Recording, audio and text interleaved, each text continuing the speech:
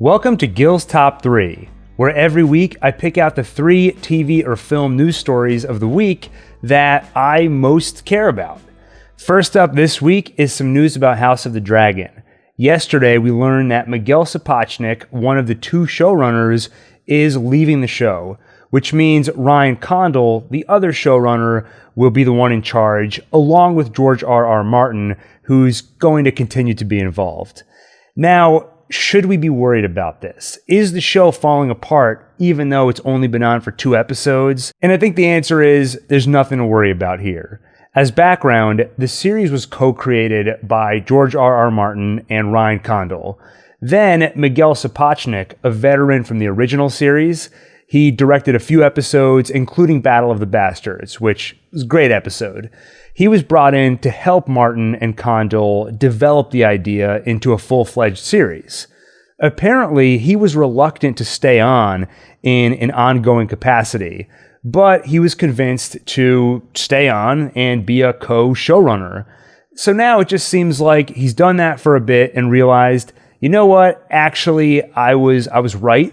I don't want to be involved, and I'd like to move on to some other things. Of course, as viewers, the show's only been on for a couple of episodes, but for Miguel, he's been working on this for years, developing it behind the scenes, plus he spent time on the original series. So pretty easy to understand why he'd be ready for something new. So what did Miguel himself say about all this? Here's the quote he gave to The Hollywood Reporter. "It was incredibly tough to decide to move on, but I know that it is the right choice for me, personally and professionally. As I do so, though, I am deeply comforted to know that Alan will be joining the series." And right there, he's talking about Alan Taylor, who's a pretty well-renowned TV director. He came up through The Sopranos, Rome, and Mad Men, then of course worked on the original Game of Thrones series. He directed 7 episodes, including the last 2 episodes of season 1, so having him involved is a good sign. Miguel went on to say, "He's someone I've known and respected for a long time, and I believe this precious series could not be in safer hands." So at least based on all the publicly available information, it does seem like an amicable split. It just seems like he wanted to be involved in defining what the show is going to be, but now that that's done, he's going to leave it in many capable hands and move on to some new things. So you gotta remember that the show has a writer's room. All those people are still there. You have different directors who come in for each episode, and now that rotation of directors is going to include Alan Taylor. And then in terms of the leadership, you still have Ryan Condal, and you still have George R.R. Martin. So it seems like, to once again say it, we're leaving the show in good hands. And I have to say, I respect this move, because if you go back to the original series, regardless of how you felt about the ending, and I've gotten in trouble a couple of times for saying it was universally disliked. That's not true. I didn't like it. A lot of other people didn't like it. But there are people who enjoyed the way the series concluded. But the one thing you can't deny is that the pace definitely picked up in those last few episodes. And even George R.R. Martin has said that he thinks the show could have and should have gone on for something like 3 more seasons. So to me, it always felt like Benioff and Weiss decided that they wanted to move on to other things. And instead of just leaving the show, letting other people take over and at a satisfactory pace bring it to a conclusion, they kind of rushed to an ending so they could wrap the show up and move on. So I'd say they could learn a thing or two from Miguel Sapochnik. The next story this week that piqued my interest is that Ari Aster is producing a movie for A24 starring Nicolas Cage. Specifically, it's a comedy, which is interesting because Ari Aster so far is known for horror. He, of course, directed and wrote Hereditary and Midsommar. To me, Ari Aster is one of those really talented directors that has such a unique vision and style that if you were to put on one of his movies, even if you didn't know he directed it, you could watch the movie and say, this feels like an Ari Aster movie. Now, I didn't love Midsommar. I still think in that movie you can see the things that make him such a great director, but I was a big fan of Hereditary. Not because I enjoyed it, that would be kind of an odd term to use for that movie, but I did find it disturbing. More disturbing than pretty much any other horror movie I can think of in recent memory. So if Ari Aster puts his name on something, that automatically gets me interested. Now, it's important to clarify, he is not writing or directing this movie, he's producing it, which it's sometimes hard to know exactly what that means for a movie, because sometimes it means, I'm just going to put my name on this. Other times it means I'm going to be actively involved in the decision making. I'm going to look at the script, I'm going to give notes, and I'm going to help shape the vision of this movie. We don't know where Ari Aster is going to be on that spectrum for this movie, but I will just say he strikes me as someone who cares a lot about art, someone with a lot of artistic integrity. So the fact that he's putting his name on this, at minimum, tells me that he sees something special here. So who is writing and directing the movie? That would be Christopher Borgli. He's someone who's done a lot of short films, but recently got a lot of attention at the Cannes Film Festival with his first feature film, Sick of Myself. It's a comedy satire, and I'll say I haven't seen it, so I can't really comment on it. But like I said before, I imagine that Ari Aster is attaching himself to this new movie, Dream Scenario, because he sees something in Christopher Borgli. It feels like Aster has found this young talent and is going to help bring him up into the big leagues. So that gets me excited because I am always looking to see something new, something different. I enjoy Batman and Marvel movies as much as the next person, but if you want to truly see something unique, these are the kind of movies you have to look out for. And then, of course, there's the fact that Nicolas Cage has been cast in the movie. I will say I am a little bit tired of the "look how crazy I am" routine that Nicolas Cage seems to do in all of his movies recently. This sort of self-aware, almost Nicolas Cage parody, which he literally did in The Unbearable Weight of Massive Talent.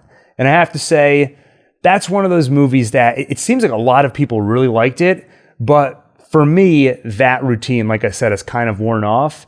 I liked aspects of that movie, but overall didn't find it that funny. Having said all that, I do think Nicolas Cage is a great actor, and this seems like the perfect project to get him to do something interesting and maybe something a little different from the Nicolas Cage we've been seeing the last few years. So all of that has me excited for this movie. Finally, we come to my number one news story of the week, and that's the fact that we got a couple of pretty strong indications that a new Friday the 13th movie is in the works. And it's easy to forget that we haven't gotten one of these movies since 2009, which, by the way, was 13 years ago. Now, why am I interested in this? I won't say that I'm a big fan of the Friday the 13th movies, but I will say that I love Halloween. It's September, so to me, time to start getting into the Halloween spirit.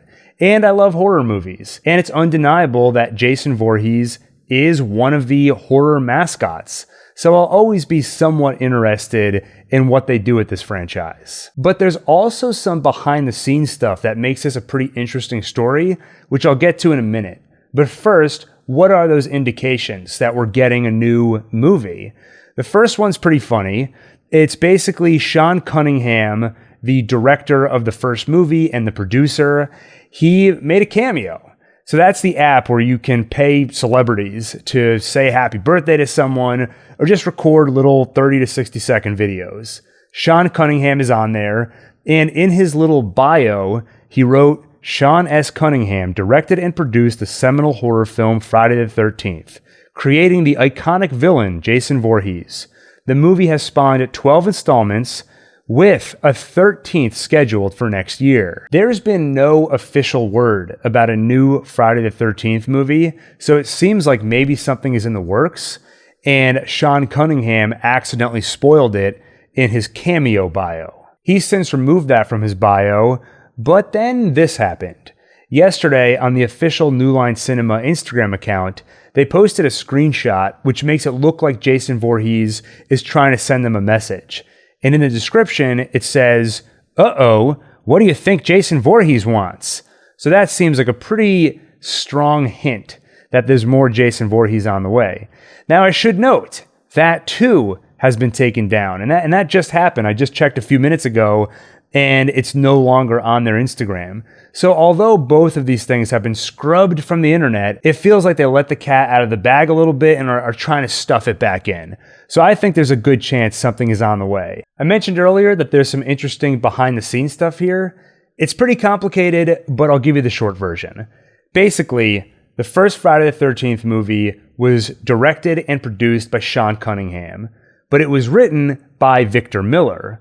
And there is a clause in the copyright law, which basically says if you create something for a company, or in this case, write a screenplay for a company, then down the road at a certain point, the copyright can be terminated and you can get the rights back.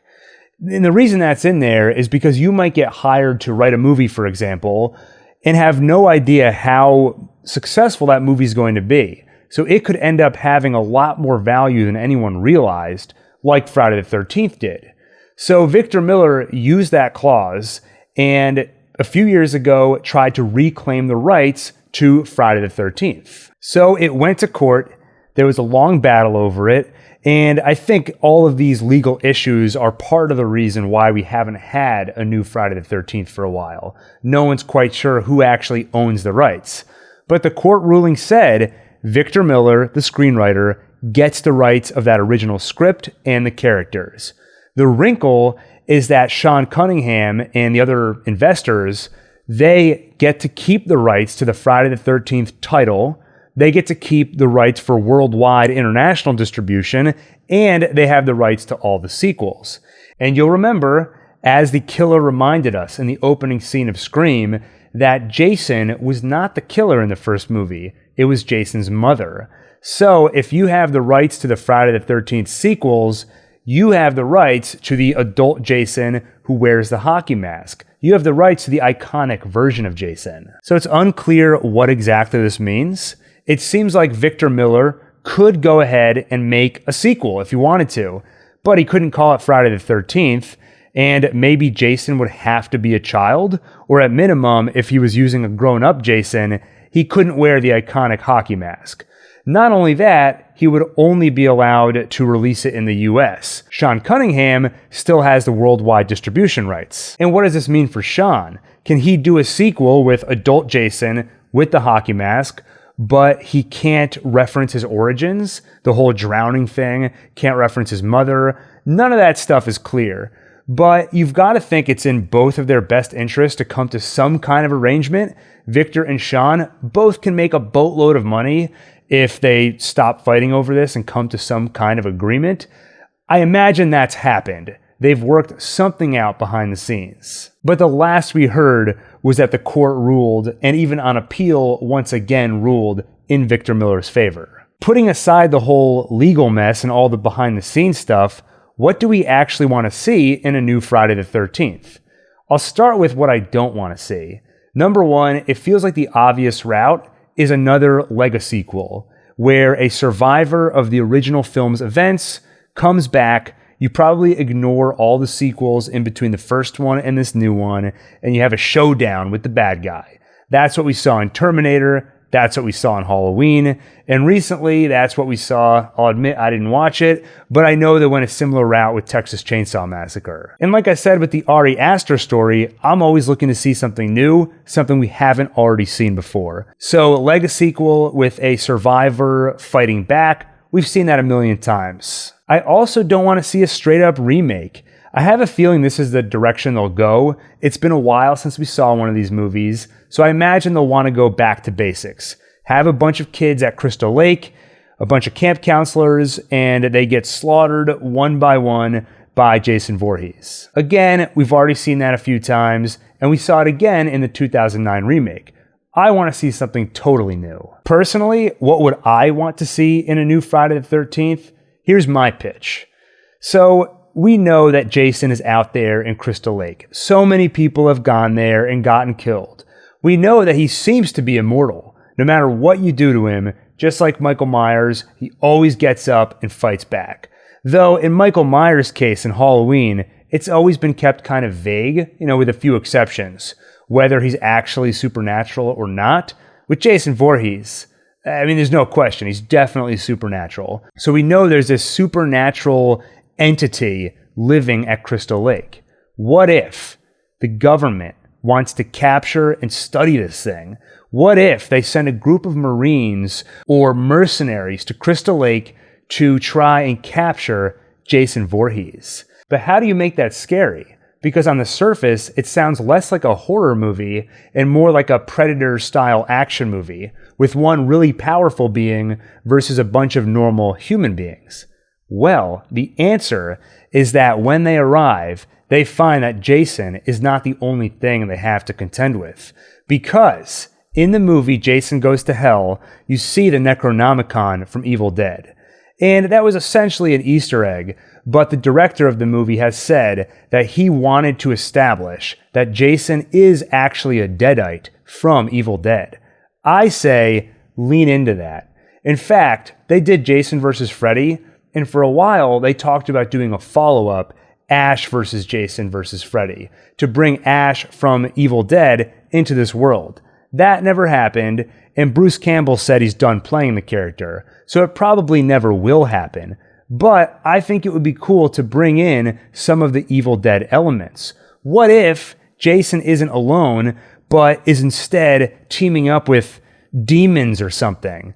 Or maybe when he kills you, he turns you into a Deadite or a zombie. So every time one of these mercenaries get killed, his army grows by one. I'll admit it's a bit silly, but I think if you take it seriously, this does give you a little bit more creative freedom to do more than just the same old Jason slasher movie we've already seen. And you could do it without having direct ties to Evil Dead. I just like the idea of seeing that it's more than just Jason. What is the dark force that allows him to be this zombified, immortal killing machine? And if we get a peek into that world or into the source of that power, there could be some interesting things to explore there. Anyway, I have a feeling most purists of the franchise would hate that idea. So just like I said for Last of Us last week, good news for you, I'm not in charge of the franchise. And with that, we can wrap up GIL'S Top 3 for this week. Let me know your thoughts on these stories in the comments, and let me know if there were any other news stories that you think I should have talked about. What's in your top 3? Let me know in the comments. If you enjoyed this video, please make sure to like, subscribe, and hit the bell icon for more. With that, thank you for watching, and see you on the next One Take.